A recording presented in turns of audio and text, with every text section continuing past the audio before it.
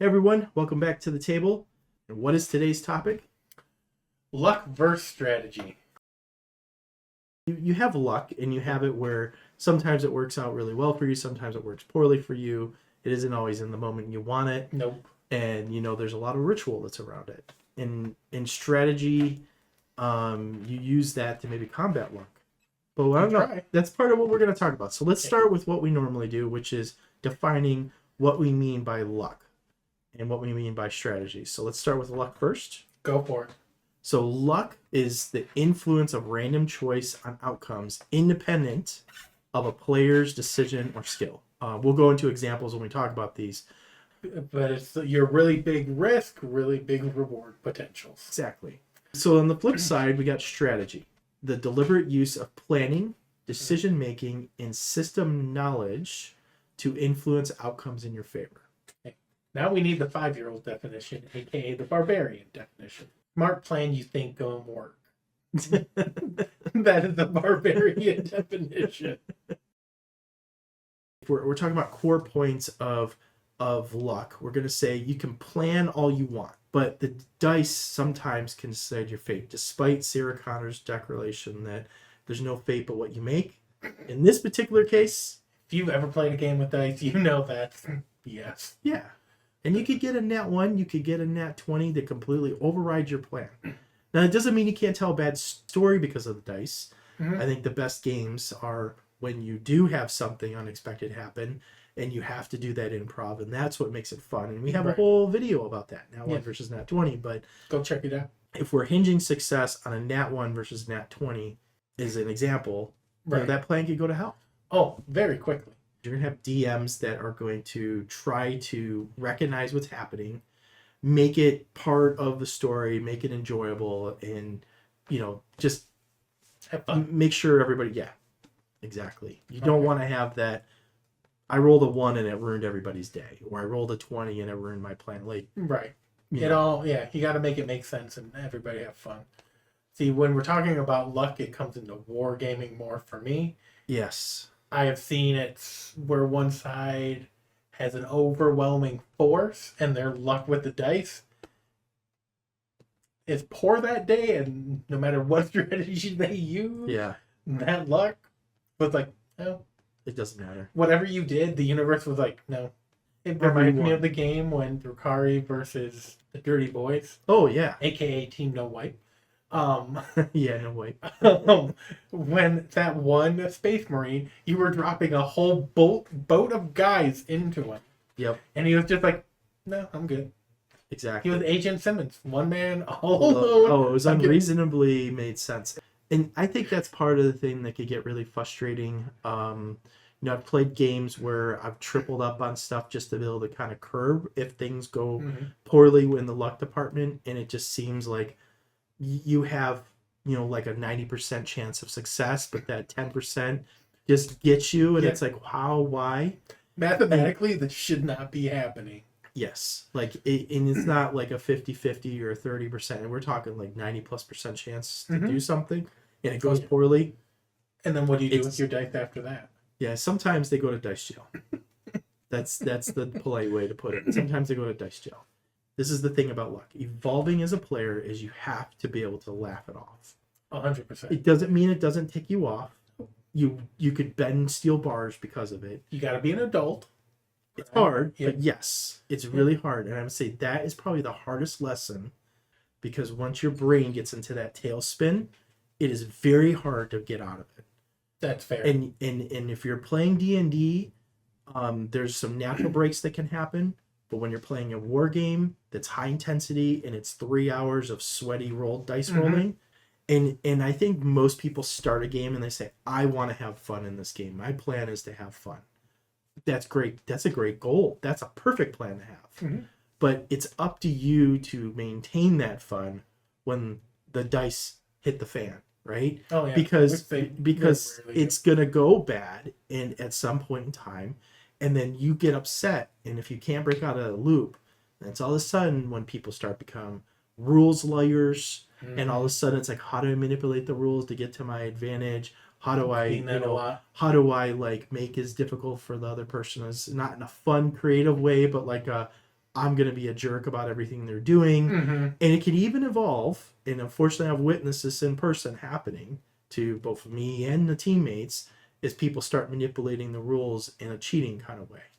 And none of those things come out of the game feeling good. No. You usually are like, I can't believe I wasted my time doing this. And there's a lot of negative emotion. To be a good player, this is the Emperor's, aka Scott's advice.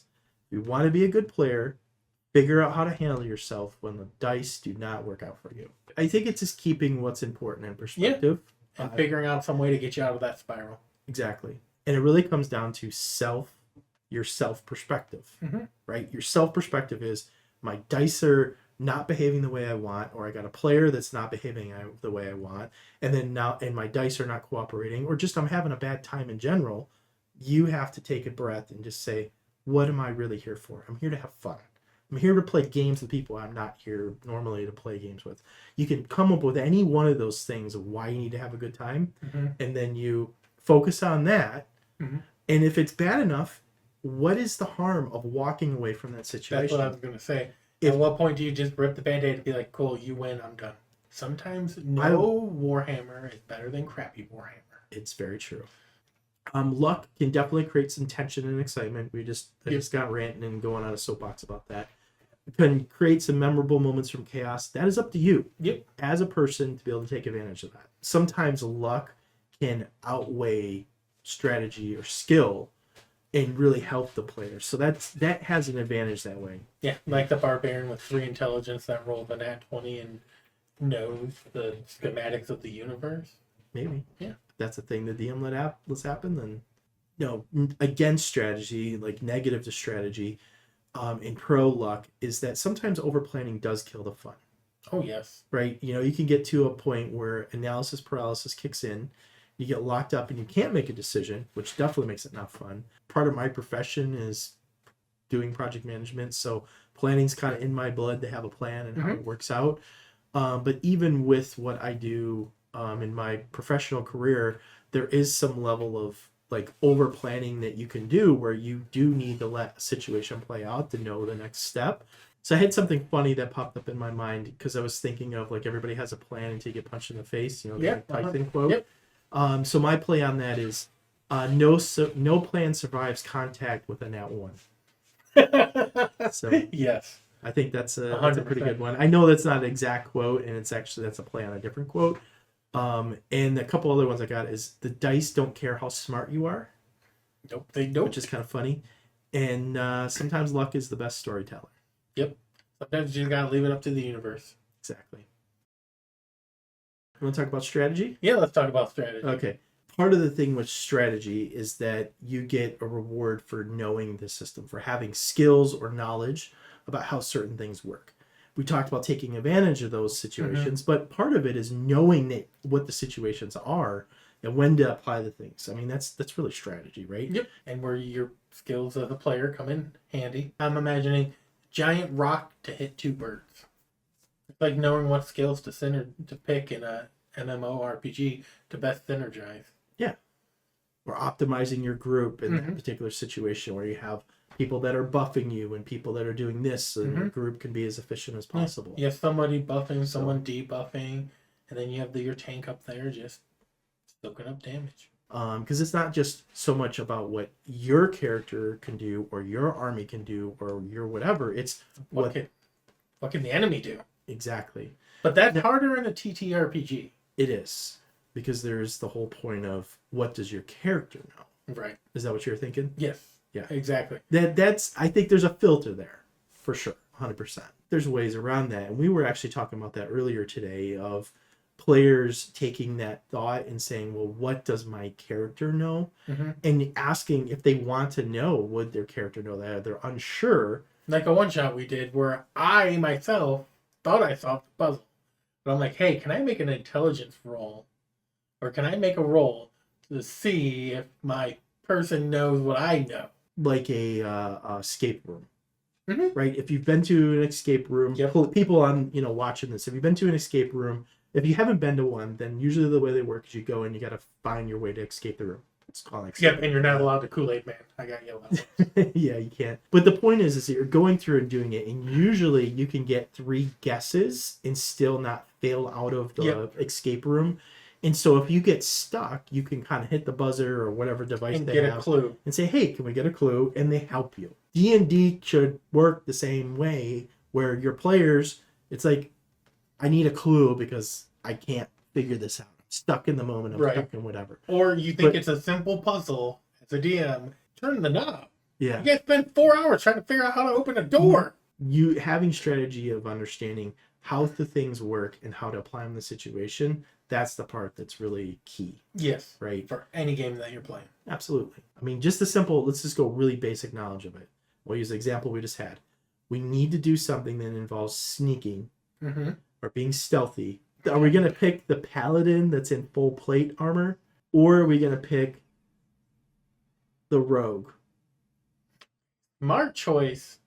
You're telling me probably should be the rogue, but I think it'd be funnier with the paladin. I mean, there's story context, but if we're talking about being strategic, yeah, you're going to go with the rogue. I think your best way is the rogue, right? Yes. You know, right? That's basic strategy, right? And you can extrapolate from there in your situation. Picking a subclass that synergizes and all that type of stuff.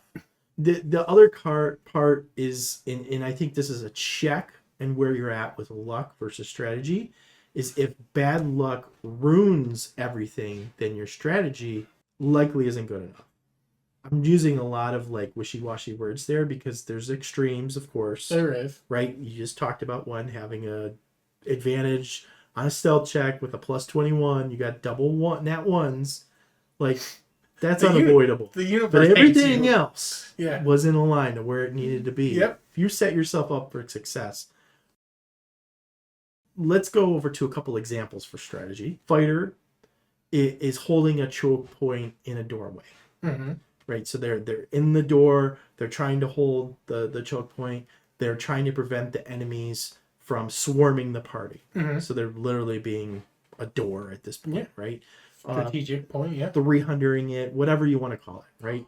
Good movie. You know, the dice are still rolled, but the positioning is really going to control the fight.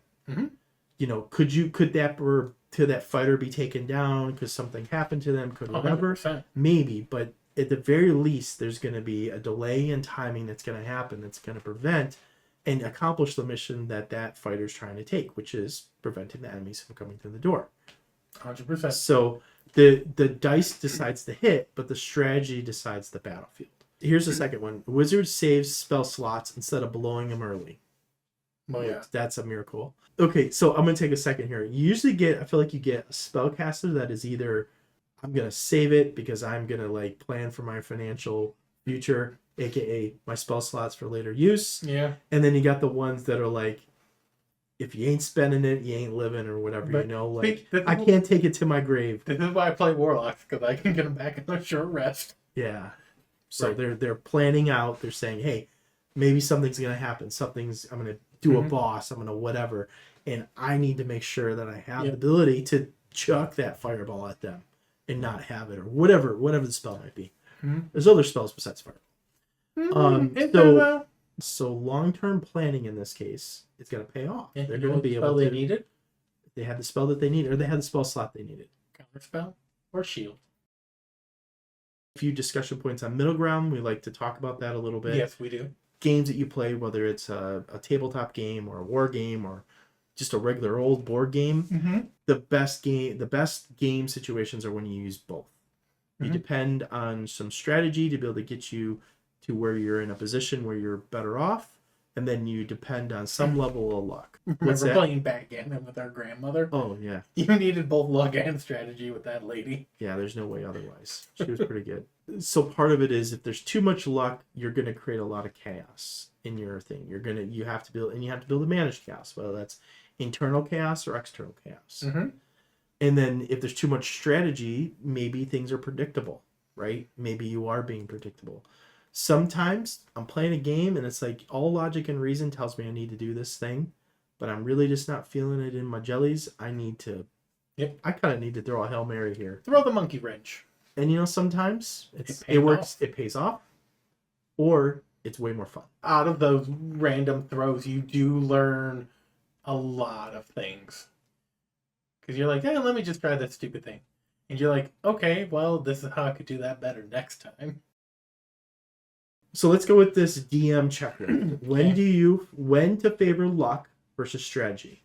And it's meant to be used like a quick decision tool during prep or even a mid-session, depending on where things are. Mid-session, I like it. That's right. Do I have this unrealistic version that somebody saved these things that I've talked about and they got this cool like catalog and they're like, ooh, yeah, Scott talked about that. I'm going to pull it up and go down my list. Hey, if you do that, you tell me because that'll make my day. It really will. Yeah. All right. So let's go down this. You favor luck when your table wants some big moments.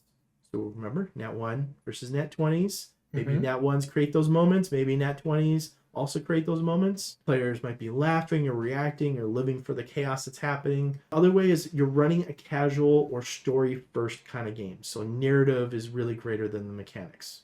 You're going to want to favor luck more. You don't need to force people into strategy. You're thinking about it and saying, did I set up too much for the players where they have to really focus on strategy to be successful? That's really what we're talking about, right? When do you dial it back? When do you turn it up? So in this case, we're saying, turn it down for the tactical, turn up the luck, and let crazy stuff happen. Yep. Right? Let the chaos gremlins go. New or inexperienced players, you really need to make sure that they don't get punished for not knowing the optimal play. You want to give them those opportunity. big moments. Yeah, that's what gets them excited to play again. Make sure they got an opportunity where they can kind of fail safely and have a good time with rolling the dice. So you want tension spikes. So boss fights with swinging outcomes, high risk, high reward moments. Session needs some energy. If things are starting to feel slow, throw in some random chance. Throw in some crazy thing that's coming down the road, and it's like, hey, you want a drink of this weird liquid, and it might make you super strong or make you have floppy arms for the rest of the session. I want to cap off this with, here are the warning signs you're using too much luck. Ooh, because you can go take it too far. Players say something like, nothing we do matters. They're feeling overwhelmed, or outcomes feel random instead of earned, and they're really struggling. So if they're saying these things, they're feeling these things, that might be a sign. I'm not saying it is. Speed limit signs are saying, hey, maybe you're taking luck too far. You're going too fast. Other side of it is when to favor strategy.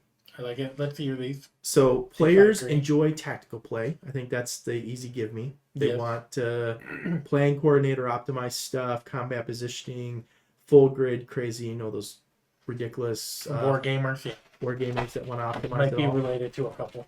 Yeah. You're running in high stakes encounters, so your victory really needs to feel earned, not random. In the boss fights that you need to you're going to reward that preparation. You have an experienced group. An experienced group who understands mechanics and really maybe they enjoy more of that optimization. And I would say if you have a mix between experienced players and veteran players, I like to pair them two up because one can kind of help the other. Resource management matters. So spell slots, abilities, positioning, timing, not burning all your abilities and skills before a big boss fight. So let's go into warning signs you're using too much strategy. So here's a couple of them. Analysis paralysis slows the game. So people are struggling to pick what they want to do. Now that could be an individual thing. It could be a group thing. You kind of have to be able to see it. If you have somebody that is doing that, the easiest way to combat it is to bust out a timer. You got a couple different players. You got players that are like, to do whatever, they're everywhere but here until it's their turn, and they almost always need a prompt to say, hey, it's your turn. What are you going to do? Or several. And then they figure it out then in that moment versus thinking about it the whole time. Right? And then you have people that try to figure it out the whole time, but they're overthinking it the whole time. So when they get to it's their turn, they have options. They're like paralyzed in what they should do, and that happens. And there's people in between, but I think we're talking extremes. Those are the two extremes. So when you recognize that there's a player that's doing that, you put a timer on. It's okay to fail. 100%. That's usually where analysis paralysis comes from. You don't know what to do because you're afraid of failing. So you just need to let go. Yep. Sometimes the timer helps. Sometimes Elsa's right. Let it go. Oh, that was right. Like somehow what? Players feel punished for small mistakes. So if they make little mistakes, they get destroyed, they get wrecked. And the game starts to feel like math homework. Oh, yes.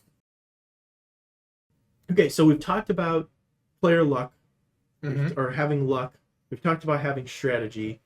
We've talked about checklists. We've talked about when it used and all the other things. When you have too much, too little. How to be able to behave as a person if you have crappy luck. Yes, we really put on our therapist hats for that one. Any closing thoughts and feelings about luck versus strategy? I think you just got to have a good mix of the two, and just remember, it's a game. Have fun. It's okay to walk away. Yeah.